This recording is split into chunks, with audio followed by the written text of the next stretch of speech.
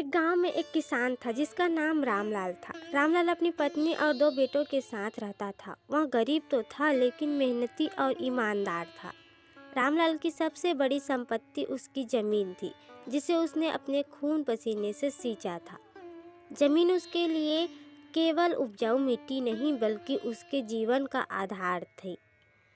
रामलाल के दोनों बेटे शशि और उमा शंकर बड़े हो गए थे। वे पढ़ाई में अच्छे, लेकिन खेतों में काम करना उन्हें पसंद नहीं था। रामलाल उन्हें हमेशा समझाते हुए कहते थे, बेटा, जमीन हमारी माँ की तरह है, इसे छोड़ मत जाना। यह हमारा भविष्य है। परंतु दोनों बेटे शहर जाकर नौकरी करना चाहते थे। एक दिन रामलाल बीमार पड़ गया। बिस्तर पर लेटे लेटे उसने अपनी पत्नी से कहा, सुनती हो, अब मेरा समय आ गया है।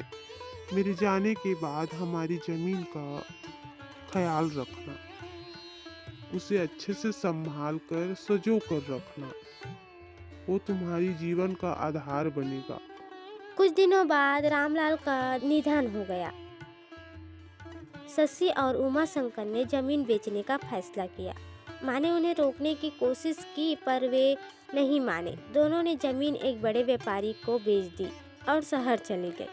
शहर जाकर कुछ समय तक तो उनकी जिंदगी ठीक ठाक चली, लेकिन जल्द ही उसकी नौकरी चली गई। दूसरी ओर गांव में वह व्यापारी जमीन पर कारखाना बनाने लगा, जिससे खेतों की उपजाऊ मिट्टी खराब हो गई। कुछ सालों बाद शशि और उमा शंकर गांव लौटे, खाली हाथ और उदास। उन्होंने अपनी जमीन को देखा। वहां अब कंक्रीट के ढांचे खड़े थे। उन्हें अपनी गलती का एहसास हुआ, लेकिन अब कुछ भी नहीं किया जा सकता था। जमीन केवल संपत्ति नहीं, जीवन का आधार है।